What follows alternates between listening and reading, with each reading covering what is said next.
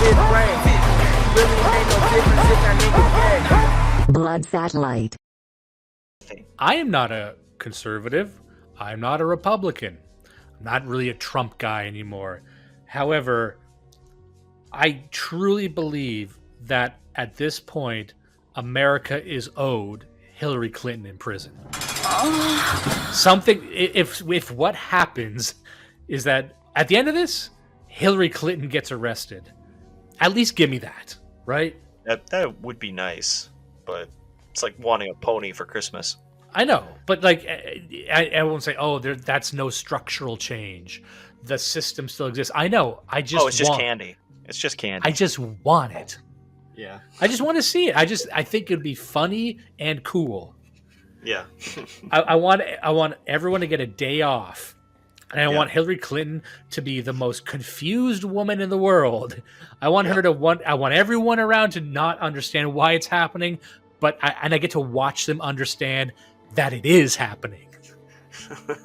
I want, because there's so many cameras. Everyone's got a camera. I want a camera on her in her bedroom at 4:30 in the morning. I want to follow her throughout the day when there's a no-knock raid and she's taken in and she's just thrown into jail. There's a court case that takes 7.5 minutes.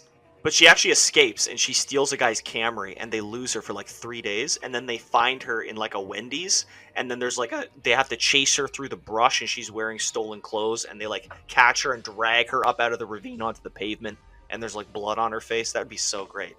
This would be like, I'm loving this already. You're opposed to it at the start.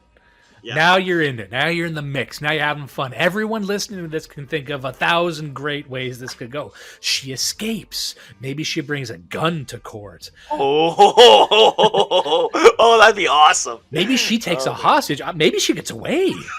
Hillary Clinton takes a hostage. Maybe Hillary Clinton gets away with it. Ooh, I'll accept that. I just want to see her arrested and on the way to jail, and then maybe she's got a Joker-like plan, right? There's the recommendations at the end of the Durham report were we should arrest Hillary, but actually she gets away, and then but they find her, but she's taken a hostage. But then it just goes through the end of the Durham report. Interior night. Office. It's just a script. It's his way of pitching a script. It's a fucking report. Look, we're just spitballing here, but this is 70 hot pages. And guess what? No dialogue. This is all action. One long shot, yeah. And he's doing like hack stuff. It's like this should all be one shot, and it should look like a Michael Mann movie. However you do that. It's got to look like hot. I don't know how you do that, but make the movie look hot. Like Man on Fire. It's like whatever that effect is all the time. Durham. Auteur. Yeah.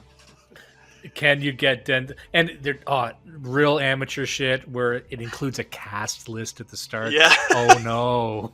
Denzel Washington is Obama. Yeah. Denzel Washington. Oh, they had to write Obama in. Yeah. It's like, okay, you just wanted to write for Obama. His scene doesn't even make sense. You carried this over from another script. I'm reading 2 other scripts in this. Oh yeah, you're gonna get. Oh, who's that? The lawyer's play Rick Moranis. You're not getting a Rick Moranis. I know you like Rick Moranis. I know you're a film guy. I know we're off on a tangent, but the script at the end of the Durham report is such a great fucking bit. Oh man. Good ass show. Dominating. All right. Speaking of corruption, we're going to segue into the serious part, and I think you're going to be excited about this one. And there's going to be parts in this where I might throw it to you. I haven't prepared you for this, but it's going to deal with Chinese culture. And I know you're not a Chinese man yourself, but you spent time in Hong Kong, and I think you will be familiar with a lot of the groups I'm talking about. Now, this episode and the next episode, we're going to be moving into an arc on geopolitics. We've got several books lined up that explore some very serious, some very large geopolitical concepts. Some stuff we've talked about before. We talked about John Mearsheimer and offensive realism in the past. This will be in that same vein. And also, like when we discussed Edward Luttwak's coup d'etat book, that sort of thing. And we're starting with this because I thought it was very immediate. And it's about Canada. So this book we're going to be talking about is called Claws of the Panda. Very funny title for what it's about. It's Beijing's campaign of influence and intimidation in Canada. Now, this is written by Jonathan Manthorpe, who's a highly respected author, highly respected authority on this topic, on the topic of the Chinese relationship with Canada. For many Canadians, the recent diplomatic spat between Canada and China over Huawei pointed to clandestine activities that most people know nothing about. But such matters are no surprise to Jonathan Manthorpe. He spent 4 decades abroad as a Canadian foreign correspondent, much of it in China. His new book, Claws of the Panda, Beijing's Campaign of Influence and Intimidation in Canada, explores some very under-examined elements in the relations between our two nations. Can't help but notice it's kind of a racist title. You know what I mean? Like if I'm a lib, I'm saying I would name it that. I'd call it Claws of the Panda, but I'm a schizophrenic. This is a lib calling it Claws of the Panda. I'm looking at this like, you think of something a bit more tasteful than that. But this book deals with a lot. I'm going to focus on this episode on the relationship of the Chinese Communist Party in Canadian politics and economics. Next episode, we're going to focus a bit more on the organized crime aspect. And the through line of this is those two things work hand in glove. And that will be revealed more next episode. But this episode, we're going to be setting the stage about how the Chinese Communist Party over the past 2 decades has gained a foothold in Canada, specifically on the West Coast, but really all throughout Canada, and what that means. In my life, and I'm sure in yours as well, and you could jump in just to clarify this, it's kind of known in this country that the Chinese government has a pretty firm stance in Canada, at least in real estate. And this has been discussed in Canadian news. And it's kind of something everyone knows, but no one talks about. Would that be your experience as well? And also, like all these, Chinese cultural societies in schools and post-secondary schools and colleges and universities. And there's been no shortage of scandals in recent history of Chinese, employees of companies selling trade secrets to the government and people who've been arrested or even exiled for that purpose, and everyone knows it. And this is something that even a lot of liberals will talk about, which is this book, Jonathan Manthorpe. This guy is not a conservative in any sense, I don't think, but it's something that even everyone kind of has to reckon with, and I think it's not brought up nearly enough. So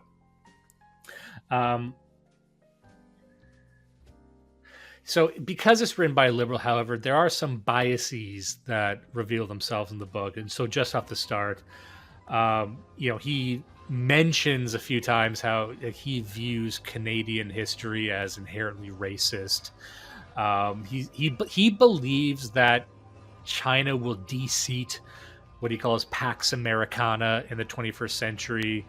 And he truly believes that Canada, if it brokers the correct relationship with China, can achieve some kind of world power status.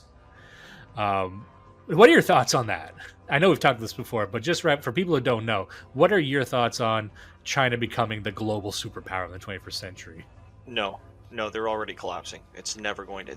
The only way it could possibly happen is if we collapse faster than they are already collapsing, which might actually happen. But it's never going to be like China global superpower with their fingers in every pie. They can barely maintain it over their own people. So no, it's not going to happen.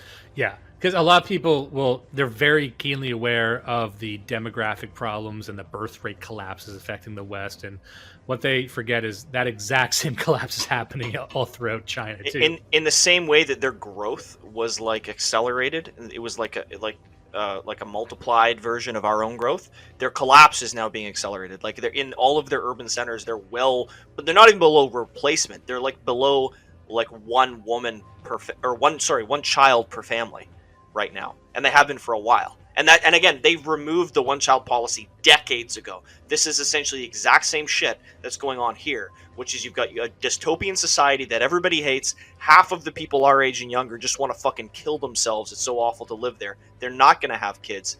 They have huge civil strife issues. Like it's not going anywhere. China's dead in the water, and it has been for a long time. And there was one note, it was either in this book or the one we'll cover tomorrow, but it had a statistic that surprised me, which is that like there's something like well over 500 serious protests that happen in China like every year. Like, there's a lot of populist uprising because people outside of China assume it's this, especially on the right, we assume that China is this like homogenous collectivist beehive, and it's like, no, there's a lot of fucking burning cars and protests and marches too, isn't there? Not just the Hong Kong stuff, but in mainland China as well. You just don't hear about that much. Well, because I mean, they have the firewall, right? So it's completely locked down. They'll have protests where locals will like blockade every highway in and out of a village or a town and take over the entire town, like for weeks. But then they just literally send PLA in and they socially nuke the thing, and everybody goes to a black site. And that never makes it into the news. I only know about this shit because it circulates within Hong Kong. So, but there's huge civil unrest in China, and there has been essentially since the 1950s. And that's part of the reason that they spend so much more money on policing than they do on their military. Like their policing budget is something stupid like 5 times their military budget. So I had no idea. That's fucking crazy. No, their policing budget is fucking hilarious. That's why they have all the shit with the security cameras and the social credit score. If they don't have that, they have no way of maintaining control. It's because it's a flywheel spinning out of control right now. Yeah, and that kind of builds into what I was going to talk about, which is the you heard about the One Belt, One Road initiative? Yes, I have. Okay, so the book kind of the book describes it as China's attempt to buy up significant stakes in struggling nations, especially in their port cities, to create a trade dominance within the region and to emerge from what they called the century of humiliation, which is a very funny term. So is that correct? Like, what's your understanding of the One Belt, One Road? Oh, yeah. No, I've actually, when I was in China, the business that I was running, we worked with some of the companies in the Middle East that were part of this initiative.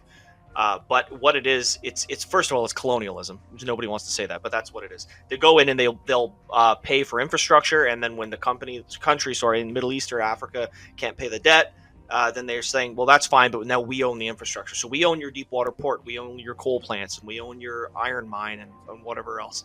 The problem with this is you have the retarded yokels in the third world, but it's, they're being managed by the Chinese, who are almost as bad. So like they're not like you've got Chinese infrastructure in Africa, and it's like that's a step up from African infrastructure, but not a big step. Right? Yeah. So it's not like the stuff that they're building. People kind of sometimes paint it like, oh, China's taking over Africa and they're building bases. Like, yeah, bases that are now made out of like crumbling red brick instead of clay. Right? A lot of people forget that they build these buildings out of Chinese people. Yes. We were just talking about that. Oh, no, we're talking about naked Japanese men, but that's a different construction technique. It's a little bit, Yeah. Yeah. Different types of columns. But there's a part here that essentially summarizes that. He says, this was written, when was this published? Let me just get my dates correct here. It was published not long ago, but 2019. So that's the context of when this is written. So not much has changed, but he says for 2 decades or so, the Communist Party of China, CCP, state-owned companies and banks have been using the gargantuan profits from the export of manufactured consumer goods to acquire control of natural resources worldwide. Beijing has also been astute in offering cheap loans to governments others considered too risky. Too late, the recipients find out that when they are unable to repay the loans, the CCP agents are ruthless in demanding assets instead.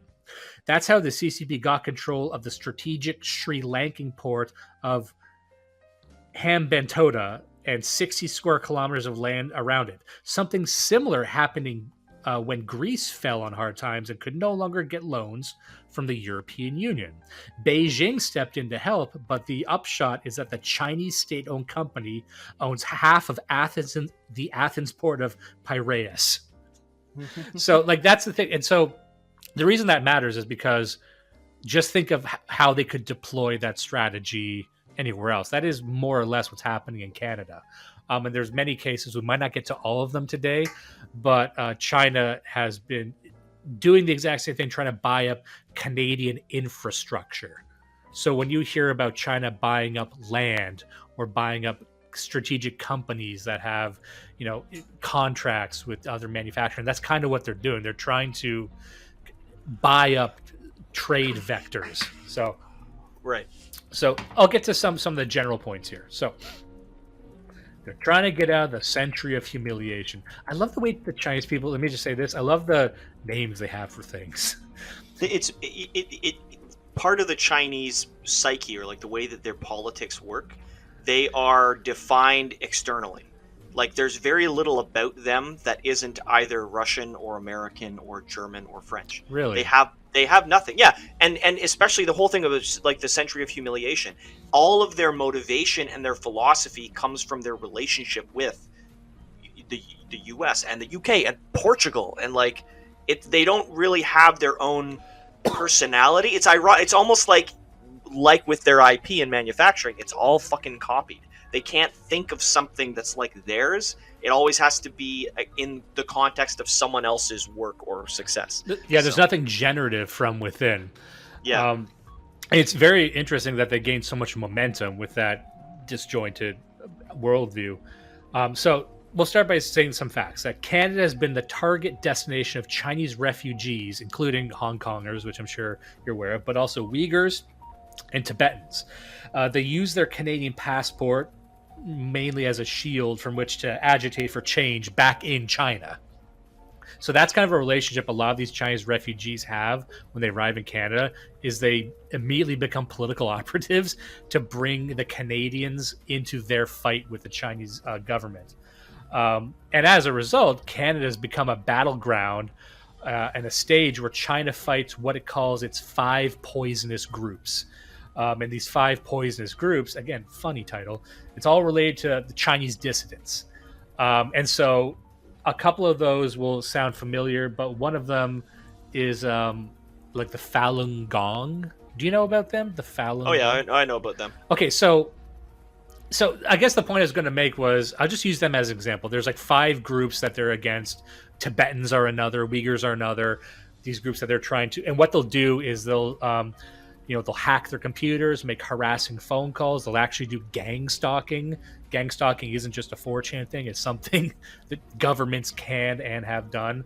Attack their relatives who are still in China. It happens all the fucking time. Oftentimes torture, arresting. And then sometimes that reaches out into Canada. The problem is that, in my opinion, Canadians don't have an interest in this shit, because the fact of the matter is that Falun Gong, whatever it is, whatever their claim is, they're still like a weird foreign thing I don't give a shit about, right? Well, it's a cult. It's an actual cult, and if you look at their beliefs. Falun Gong, also known as Falun Dafa, started in China in 1992. It was based on traditional meditation and breathing exercises called Qigong. But its founder, Li Hongzhi, added a supernatural layer. It would prepare people to return home to heavenly kingdoms where they had once dwelled. It would even teach practitioners to levitate. Well, I don't know the whole thing about it, but it's like, you know what it is? It's Chinese Scientology. It promises you everything as long as you give them a bunch of money and volunteer all of your time, and we're going to solve your soul, and maybe one day we'll all commit suicide together. Who knows? Because the guy who runs the thing, I think, is still alive, and he's supposed to be like the reincarnation of Jesus. Like, it's insane. Yeah, and again, like Scientology, at face value, they do all... If you ever see... they have these all over Canada, because Falun Gong actually has a big foothold in Canada. They have these... I think it's called Shen Yun Performing Arts, where it's like the Chinese acrobats and stuff. It's all Falun Gong. And it's their in to get Westerners to go and appreciate Chinese culture. But it's actually... And then at the end, they give you a little presentation about the cult, and they try to get people to donate and join the cult. My old boss's wife was one of these people, so that was my main exposure to it, and then seeing them all the time in Hong Kong, because they also are in Hong Kong. But in China, they are actually just banned all the fucking time, because they are virulently anti-government. So yeah, well, this is the funny thing. It mentions that Amnesty International actually did a report on Canadian infiltration of the CCP and this whole thing with Falun Gong and the Uyghurs and Tibetans. And the Canadian government, and this is going to be a common theme, the Canadian government has been slow to act, if acting at all. And one of the reasons given in the book, and I kind of agree with this, although there's other reasons why, but one reason is this all just seems too weird. There actually is no good guy in this. No, like it's hard for me to get on the side of Falun Gong. It's hard for me to get on the side of Tibet. I don't actually give a shit about Tibet. I don't give a shit about the Uyghurs. So for most Canadians, when they look at this thing from a distance, they're like, I just see a bunch of Chinese bullshit. I don't feel invested in any of this. yeah, It's hard for me because I can't pick out a good guy. I guess you could fight it out. Like who's in the wrong here? We don't know. And you shouldn't have to. Like, these are internal problems. This is like, why would the Chinese care about the Canadian trucker protest? Well, this is the thing. Like, they should. The problem is that you need to hear about this at all. The problem is that Canada is a stage for this bullshit. Yeah, that you need to hear about Falun Gong. Like, we already have Scientology. We already have a bunch of our bullshit we got to worry about. And I got to have the knockoff Chinese version too. What's a Chinese L. Ron Hubbard like? Well, not as good as our L. Ron Hubbard. Yeah.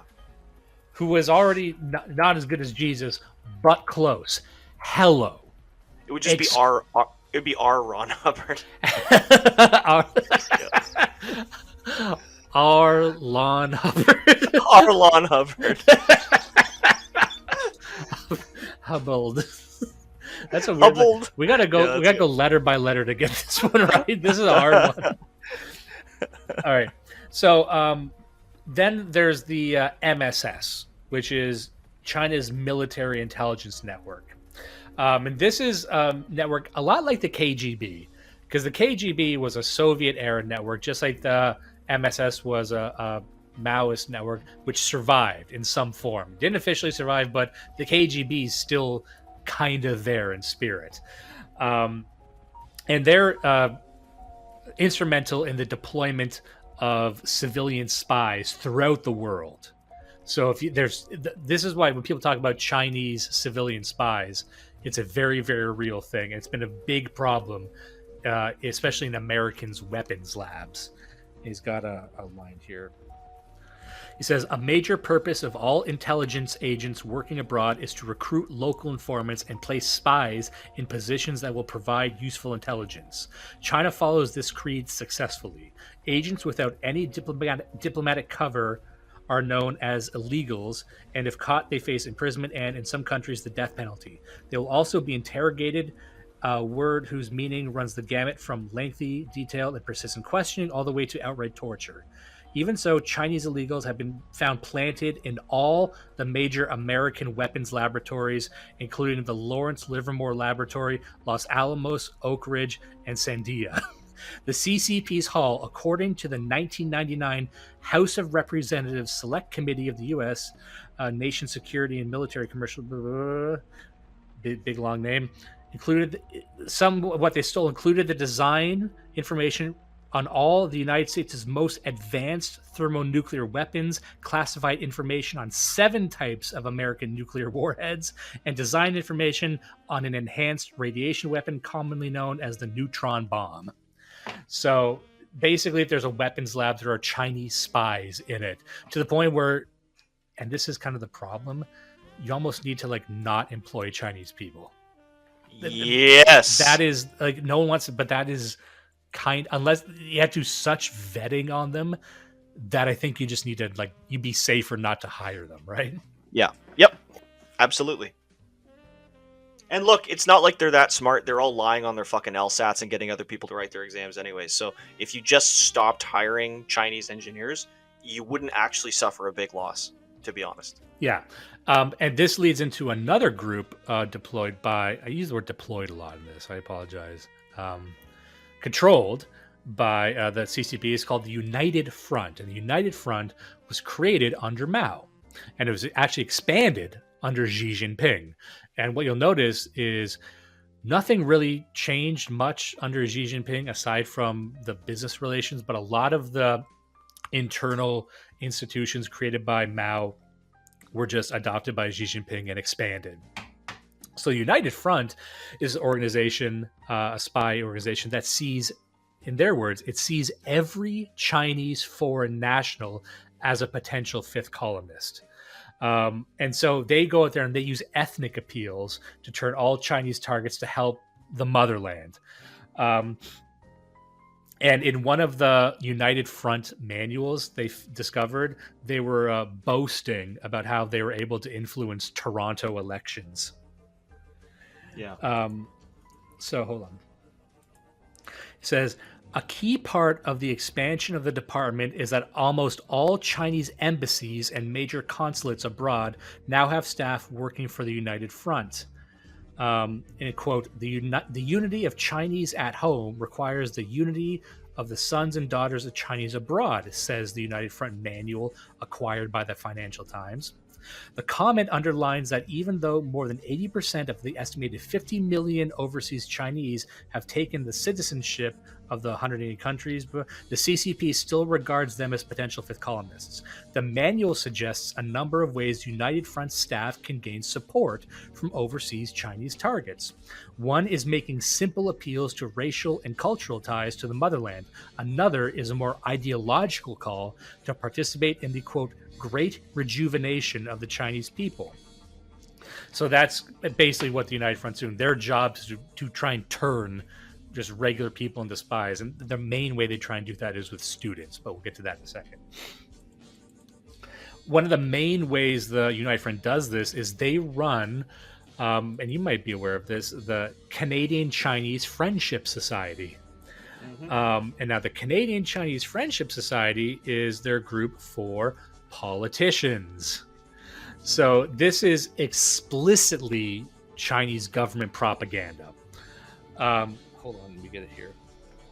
It says, in the 1980s, the United Front oversaw the creation of a plethora of new groups worldwide, many of which seemed to duplicate the work of the friendship associations.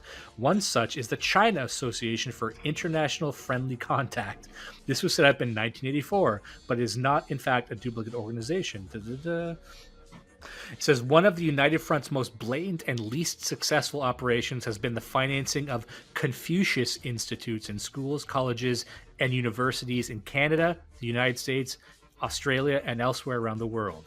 Although the Confucius Institute program ostensibly comes under the quasi-governmental Office of Chinese Language Cultural International, in 2009, the CCP propaganda chief described the institutes as an important part of China's overseas propaganda setup. So if you're in a school and you see a Confucius Institute, that is literally just a Chinese Communist Party outpost. And there's a part in the book that says that they actually had to choose the name Confucius because they were trying to call it the Mao Institute. But they couldn't get people on board with Mao. They were weirded out that no one liked Mao. So they just picked Confucius because they said, well, that's kind of vaguely Chinese. But it's essentially like it's using Confucius as a mask for just what they want, which is like Chairman Mao. I just thought that was kind of an amusing aside. It says the United Front has 9 departments monitoring all non-communist parties in China, monitoring all minorities in China. It's got the Overseas Liaison Bureau, which is the most relevant to Canada, which is to find all the spies. The 4th, 5th, and 6th departments for training people to deal with those left behind by the communist reforms and intellectuals. and then one that deals specifically with Tibet, and one that deals with the rising middle class, and one that deals with northern China. So this entire organization has like different departments to deal with these problem areas. And I like that one that they got one department for. And this is kind of what you were talking about before, about how there's all these sort of populist revolutions there. They have a department to deal with all these villages that hate communism. Because they need to treat them like dissidents. So you have to realize that they probably treat huge swathes of China itself like dissidents, because they're like, you fucked us over for so long, right? So just for context, the Confucius Institutes, when this was written, they were in 12 universities in Canada and 35 high schools, and they operate under the guise of cultural exchange. And there's other cultural exchange groups in universities and colleges, so it kind of fits in. There's the Goethe. I'm going to get in such trouble for mispronouncing this. Do you know how to pronounce this? It's the German Goethe. Is it Goethe? It's Guanxi. Guanxi. The Guanxi Institute. Amazing. So it's like the Guanxi Institute, but while there's other like legitimate cultural exchange ones, this one is different. It's a United Front. It's a front for the United Front. And of course, this kind of snowballs over time, because in the book he mentions how universities favor foreign students because of they favor foreign students over native students due to money being pumped in. Because you have to remember, the Chinese government sees placement of Chinese people in Canadian universities and colleges as beneficial. So the Canadian government kind of knows this, and the schools know this too. They know that not only are these students coming in and they're bringing all this money, it doesn't matter how they got this money, but they're paying tuitions, they're pumping money in. So they see Chinese students as a cash cow, essentially. And they don't really care why they're coming here. That's the subversive part.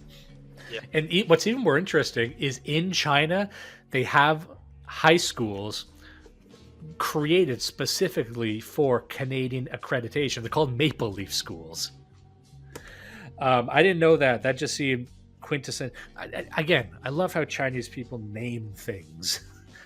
They have, I remember, because the Maple Leaf schools I've seen, but I've even seen, like, there's in the MTR, which is the subway in Hong Kong, and I'm sure this is worse in China. They have like targeted ads for specific real estate brokerages for specific neighborhoods in Vancouver and Toronto. They're like, everybody come down this Saturday because we're selling real estate on, in University Avenue in Toronto. Sorry, you cut out there. I can't hear you right now. You losing me? Hello? Yeah, sorry, you cut off there a little bit. Okay. All right. No, it's just wild. Like they focus on all of these international cities. Like they want to build enclaves, and it's very open. Yeah, here's a part here. For many Chinese, the first step on the ladder is getting their child into one of the Canadian high schools that have sprung up in China since 1995. In that year, Sherman Jen, an immigrant from mainland China who made a fortune in Hong Kong's textile industry, opened the first of his Maple Leaf International Schools in the northeastern Chinese port city of Dalian. The mayor... By 2016, the Ontario Ministry of Education had authorized 21 private schools in China to grant credits towards Ontario secondary school diplomas. In January 2018, Global Affairs Canada listed 82 primary and secondary schools across China that had arrangements with various provinces across Canada to follow their curricula and give credits towards diplomas. And then once you realize that, yeah, the way they do their grading is different there, isn't it? The way... No, it's totally fraudulent. Like they'll walk kids through and just let them like... It's anyways. I won't get into it, but like it's the one thing, the blind spot is to think that the Chinese people operate like we do. Like to them, a test is just repeat shit off of a board, keep doing it wrong until you get it right, and now you've got it right. Like that's... Yeah, it's explicitly made to fast track people to Canada. That's all it is. And then you learn too late, and then you're not allowed to criticize them when it turns out they don't know anything, right? Now, that's sort of the school overview of what's going on. But there's some interesting stuff in here as well. Going back to the politics, he mentions that I'm just going to read this part because I love this. This is actually how the Chinese government built a relationship with Canada and exploited Canada's really kind of silly nationalism. So it was also in this period of the Korean War and the years immediately after that Canada's relationship with the United States began to play an influential part in the story of the push and pull of Canada's relations with China. For the CCP and its agents, these years provided a masterclass on the subtleties of Canadians' complex feelings for the United States. An admiration, affection, jealousy, and pervasive sense of moral superiority that can spill over into disdain. The CCP learned in this period that anti-Americanism in Canada could be a useful tool that is easily aroused and fairly simple to manipulate. This played out in the broader context of the start of the Cold War and fears in the United States of communist subversion in government and other institutions. So basically what they're saying is the Chinese government learned that it could play Canada like a fucking fiddle by saying, oh, if you make deals, and I'm kind of spoiling the end here, but it's like, if you make trade deals with us, you can be a big shot compared to America.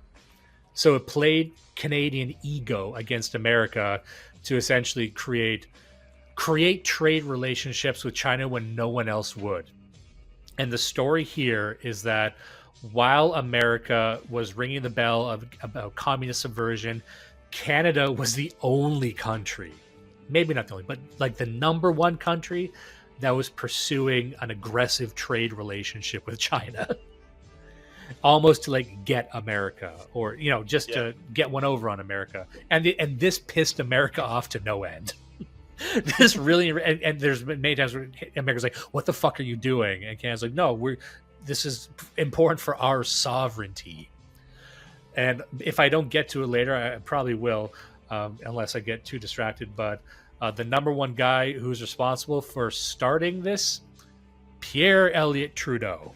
Hey, who could have guessed? That'll be a trend you see later. So, like, for example, the Canadian agricultural minister was instrumental in spearheading a plan to loan China money to buy Canadian wheat. Which started this big trade relationship, basically lending money to China to buy our stuff.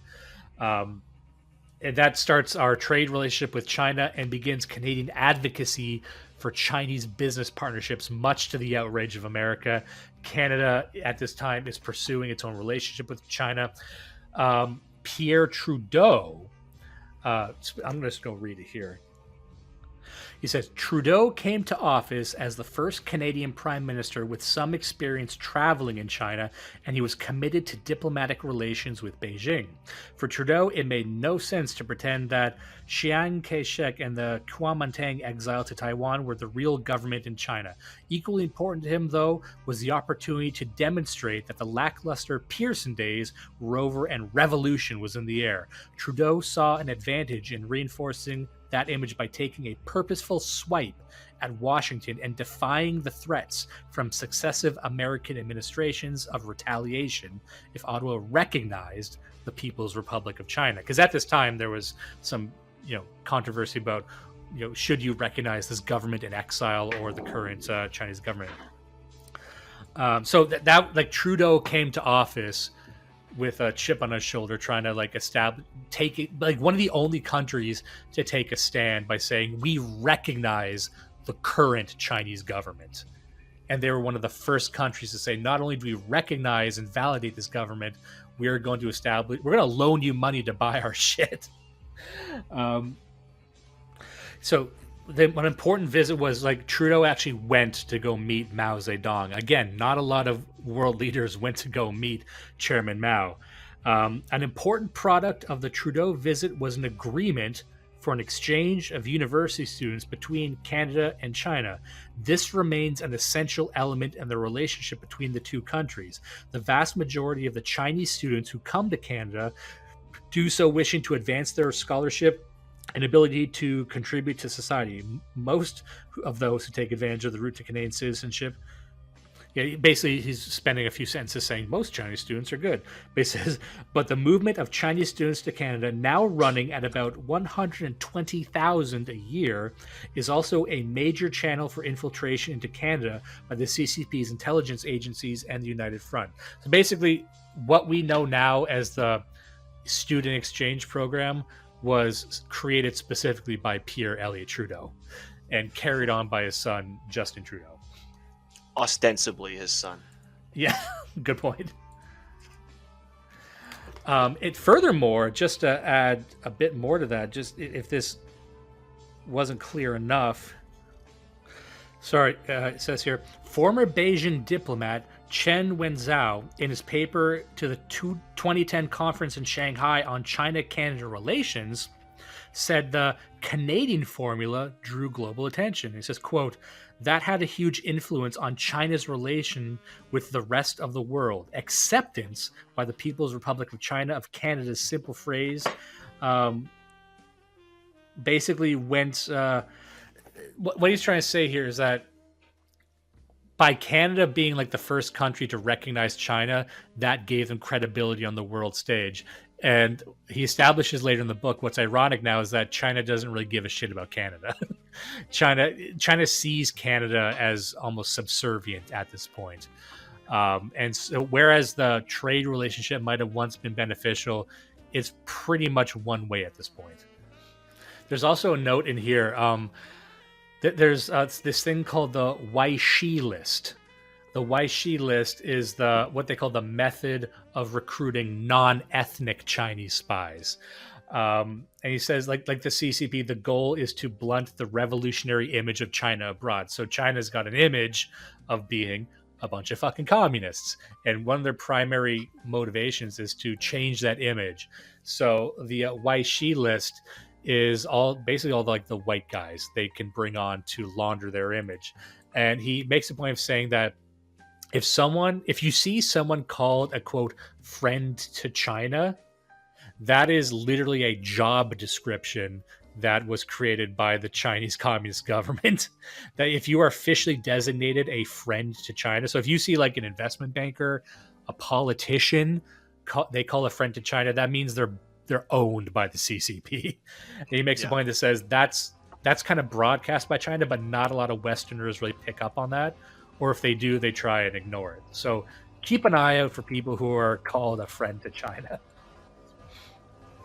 And there's a point here where he says, as Hong Kong was handed back over to China, there was a rush of Hong Kongers flooding into Canada. And Brian Mulrooney, a Canadian politician who I remember from my youth, he founded what was called the Immigrant Investor Program to attract these people.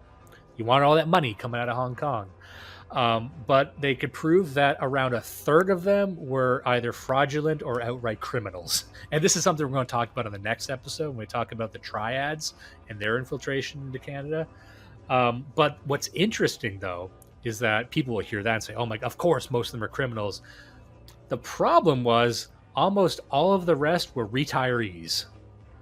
So what happened was when he was trying to attract all these investors, he attracted a bunch of retired Chinese people who, rather than investing their funds, actually tended to borrow more money from Canadian institutions. So they're actually just a complete net negative on the Canadian, and that persists to this day. And that's something you see a lot. Like, there's not actually a lot of business investors. It's like old people coming over with their money, and there's kind of this cope that we do now, which is that like, oh, well, they spend their money here. It's like, yeah, but they're taking more money out in public services. This is one of the things I tend to fight with the big brain boys about, the chart race guys, is like something is great for GDP but horrible for the economy, especially from like an industrial or like a labor standpoint. And the Chinese immigration and Chinese investment is the perfect example of that. It's the same as Indian immigration. Like on in terms of GDP, yes, it's massively boosting it, but it's also completely gutting our industry. It's gutting our economy in the long run. Our ability to actually produce anything, our ability to have a stable currency is destroyed by these fucking people being here and pulling all of their dumb, fraudulent bullshit. So yeah, there's a part here. I'm just going to read a bit of this. There's a lot I want to describe here, but it says, Canada's unfocused and blithely generous approach to the student exchange program inevitably led to the whole thing getting out of hand very quickly. The Chinese swiftly realized that they were onto a good thing and that the Canadians had no real process in place to monitor or regulate what was happening. A bureaucracy set up under the Council of Ministers of Education of Canada was meant to oversee the placement of the Chinese students and academics, but, says the IDRC report, the system came under increasing strain as a growing number of potential visiting scholars clearly indicated their Canadian institutional preferences. The Canadians were getting a crash course in Guanxi. You ever hear of this? Guanxi? Yes. Yeah, Guanxi. Yeah. I love Guanxi. I mean, I hate it, but it's such a hilarious system. Give me the skinny on this. What's that? It's formalized corruption. It's essentially it's a system of corruption. How do I describe this? You know, sometimes, okay, the other day I helped my dad's friend move a bunch of stuff, and he didn't tell me he was going to pay me anything. And I didn't expect to get anything, but he did give me a gift as a thank you, even though I wasn't paid. So you could say there was a quid pro quo, that I got a gift, and in return for the gift, I helped to move the shit. That's not actually what happened, though, because I didn't know that was going to happen. They formalized it. So in China, with Guanxi, you give gifts, and if you receive a gift, you are now obligated to do something. So you control people with gifts. And also, you can't get things that, for example, if you want to get not a driver's license, if you want to get a business permit in a given town, you have to know all the people who you have to buy lunch and dinner for, and congratulate their children, and like get them tickets to the ball game or whatever in order to get the license. And everybody knows this, and in some cases it's even fucking written down.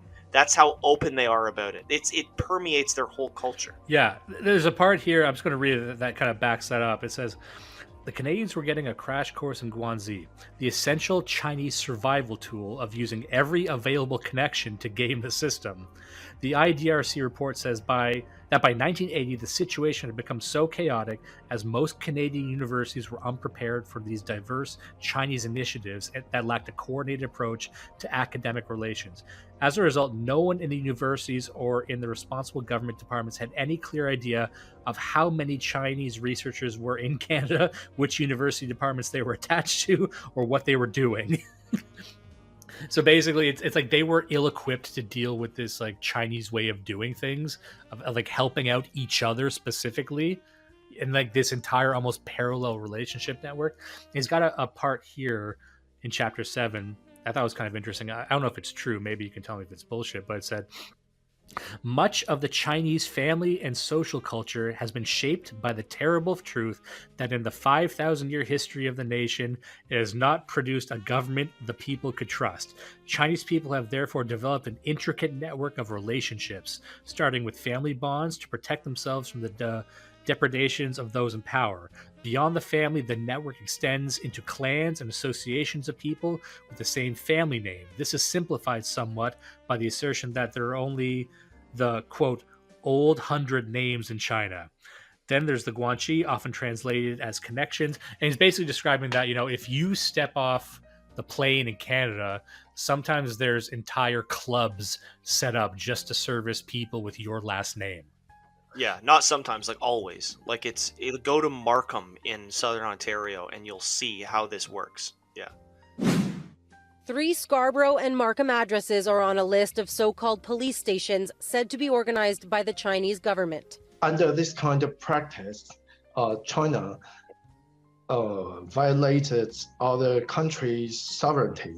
A Spain-based non-governmental organization outlines at least 54 of them around the world, claiming there are also intimidation tactics being used. The Chinese authorities use this kind of overseas service stations to try to get their targets, so-called suspects, to return to China. The addresses are listed on a website registered in China in 2014. Yeah, so, and that seems like such an alien concept to Westerners, but imagine, like, you understand, like, you step off the plane in a foreign nation. you don't know where to go. Do you go to a hotel? Do you hail a cab? It's like, go to the building with your last name on it, and here's 25 people, and their job is to help you and give you free money and find, like, you don't even need to fucking think about it. So that's how, I don't want to say easy, but that's how, like, they go in knowing this. It's not a scary thing for a lot of these old families. But the other thing is, you have to understand, it is a quid pro quo. Like, it's like a hive mind. So, like, you do get all of those benefits, but you also are expected to give those benefits to all of the other guys who come in. And remember, this is a government sanctioned system. So in this way, it's not just that SOEs are controlled by the Chinese state. And like you mentioned earlier, citizen spies, any Chinese national in Canada could at any moment, even if they're not a spy now, tomorrow they could be. Because the guy who approaches them isn't a faceless bureaucrat. It's your cousin from back home who says, my kid can't get into university unless I do a favor. And the favor that they want is for you to go and fucking steal plans in Mississauga at some factory. Like that. And that's just straight up how it works. Yeah. And just to wrap it up here, just to show people so we've talked about how the Chinese government is waging a war with its 5 poisonous groups, the Falun Gong, the Taiwanese, and all that, things that Canadians don't care about. We have them, buying up real estate. And he makes a note in the book that one of the things the United Front boasts about, when they talk about how they can influence mayoral candidacy in Toronto, how do you do that? It's actually really fucking easy, and it involves buying up real estate. Because people think you're just buying up real estate as an investment. It's like, no, you buy up real estate so you can put people in those houses so those people can vote. Or you've got a say in something in the community. You have a place in the community. And then the Chinese government can now have a say in municipal politics. Now the Chinese government can run candidates, maybe not for prime minister, maybe not even a mayor, but some municipal guy, some board of director, someone on an education, someone at the head of some group in a municipal area. Now the Chinese government has bought its way into Canadian politics. And if you have a network of that, then you can elect an MP. And if you do enough of that, then you can elect Justin Trudeau, which is literally what happened. Let me just say this, and we're going to end soon, but there is no question in my mind when we get to the end of this. There is zero doubt in my mind that Justin Trudeau became prime minister because of the Chinese Communist Party. Absolutely. Intelligence sources allege that a sitting Liberal member of Parliament is a witting affiliate of the Chinese government's attempts to interfere in Canadian elections. It's the latest bombshell in a series of top-secret leaks renewing concerns over interference in Canada's democracy and elections in 2019 and 2021.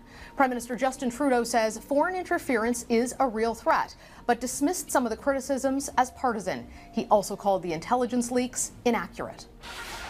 Foreign countries are trying to undermine people's confidence in our democracies and destabilize those democracies.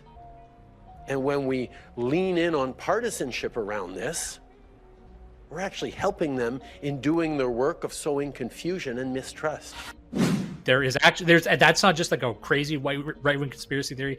His connections, first of all, the Liberal Party's connections to these friendship organizations, the flow of money from the CCB into the Liberal Party, into MPs within his inner circle. Like, there is no fucking way that Justin Trudeau gets where he is without being a puppet of the Chinese Communist Party.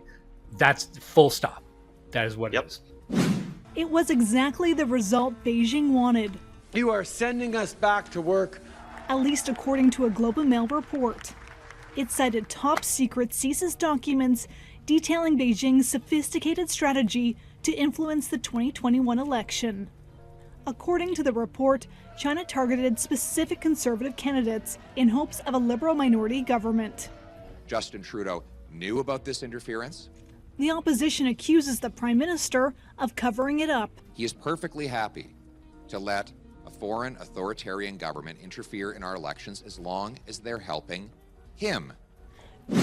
And the Liberal Party generally, the Conservative Party isn't great on this, but the Liberal Party through and fucking through is a magnet for Chinese foreigners to become MPs, because you can just fucking do that in Canada. On one hand, we got like a Somali guy in charge of immigration. No, pay attention to how many like Chinese MPs in Vancouver there are who've got, very strong, very, very strong opinions on Taiwan. I mentioned this about Bill C-21 before, but the anti-hunting rifle amendment that was tabled by Paul Chang, who was previously, I think he was chief of police of Markham over one of the Chinese ridings in Toronto. But if you watch he's also on the Security Council in Parliament. If you look at the Security Council meetings, he never says a fucking word. But half of the amendments are coming from him. He's the one writing this shit. Interesting. And then he's got Jeets and old batty Jewish women going and doing all the talking for him because he barely speaks English and he's like 70, but he's the one writing the fucking amendments. Yes. And that got knocked down, but he's still in there. Every one of these meetings, you can hear they never put the camera on him, but you can hear him voting. They call his name and he casts his vote, and he's writing fucking amendments in Canadian Parliament. Yeah, and that takes us to, this will be the last thing we talk about, the Sidewinder Report. The Sidewinder Report in 1999 explained that over 200 Canadian corporations had fallen under the control of the Chinese Communist Party. And that's also including real estate purchases, which gives them influence over local politicians. And even if they don't run their own people, if you buy enough land in an area, whoever is running that riding is going to listen to you, right? That if you're a foreign investor, that's how you get even mayors to listen to you. It says here, Sidewinder set out an alarming picture of how Chinese intelligence services and others with close ties to the Beijing regime had managed to infiltrate and influence large areas of Canadian corporate and public life. It said that since the 1980s, more than 200 companies had come under the influence or ownership of the CCP and its close associates, giving them control of strategically significant Canadian technology and resources. The report noted large investments to Canadian banks by Hong Kong's premier tycoon, Li Ka-shing, and his son, Richard. Macau casino tycoon Stanley Ho was the principal shareholder in the Semitech Corporation of Markham, Ontario, a specialist in secure information systems designed for governments, national defense departments, and police forces. Chinese companies, especially ones in Hong Kong, had invested heavily in Chinese language media and entertainment industries in Canada. There's also major Chinese investments in real estate in Canadian cities, notably Vancouver, Toronto, and parts of Montreal. So basically, they got a big interest in buying up our tech companies. And they even there's Chinese entrepreneurs who infiltrated like hydro companies and stole nuclear information. And there's this one case, just to show you what we're dealing with here. Richard Fadden of CSIS. He was a guy who was like, there was all these cases of this book where there's people in CSIS, in the RCMP, lone voices who are ringing the alarm on this, and it keeps getting suffocated. They keep getting transferred, mysteriously transferred, or it just never goes anywhere. And you're thinking, what the fuck happened? Of course, it's because the people at the very top are friendly to the CCP. But this one guy, Richard Fadden, just fucking steamrolled his way through. And he was at a Q&A session. And he's giving a talk, and someone asked him a question. And he makes a claim that he says a foreign nation had direct control of at least 2 MPs and several municipalities. And he said he wouldn't give any details. He just said, look, I happen to know for a fact that China owns a couple of MPs. It is what it is. And he was accused of racism. Wow. Heather, Richard Fadden was unflappable today as he faced MPs who demanded the CSIS director appear before them and explain what he meant when he said some Canadian politicians are under the influence of foreign states.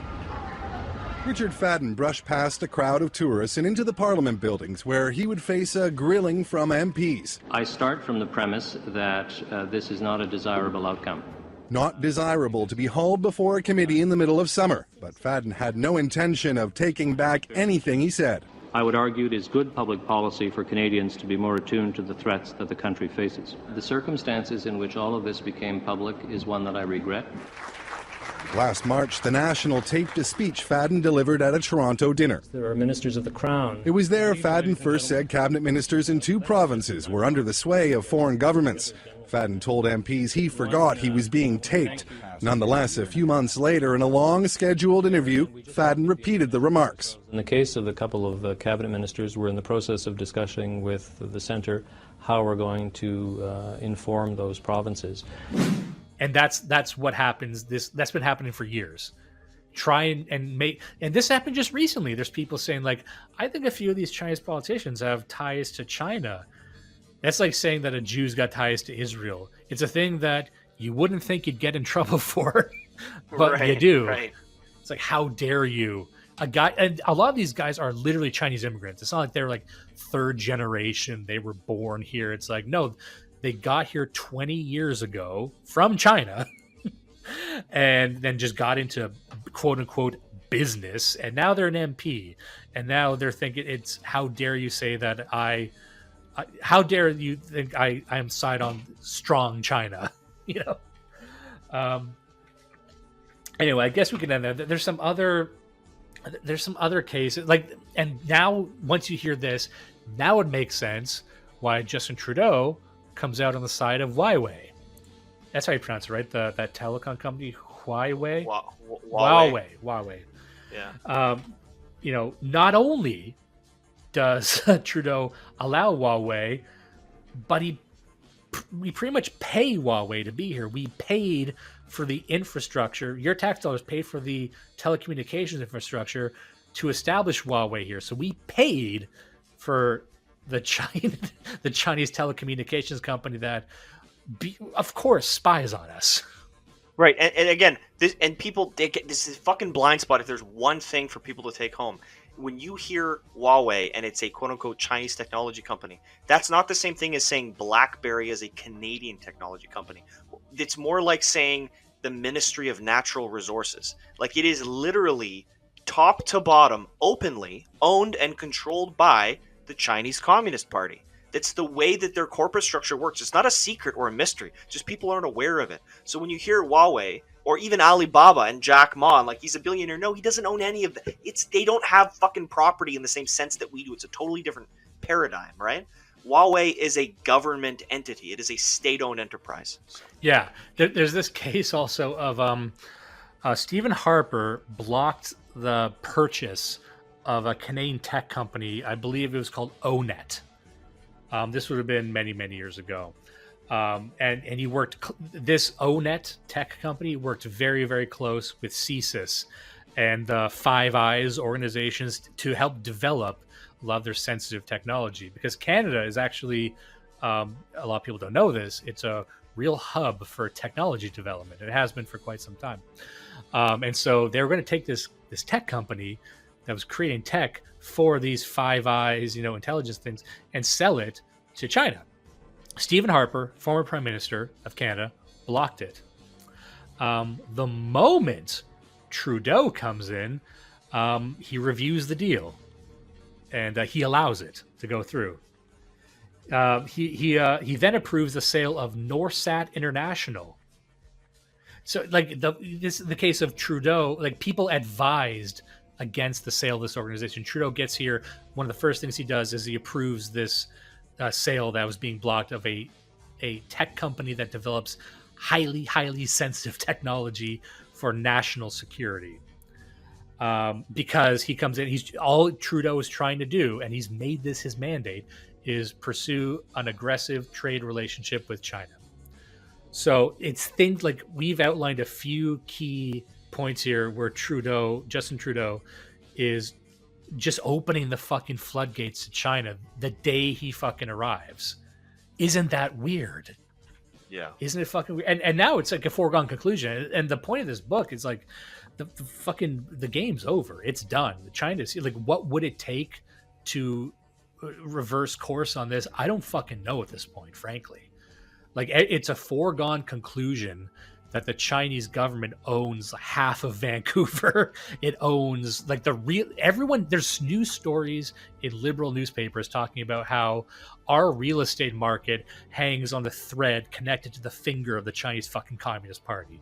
You want to talk about real estate prices going up? It's because of Chinese money flooding in and buying real estate. Like, there's no fucking escaping this. Like, I don't know how you fix this, but just to let people know, like, we'll get to this more in the next episode, but it's strictly in the government. Like, we are pretty subservient to China at this point. Do not let the rapists win. Listen and love Blood Satellite.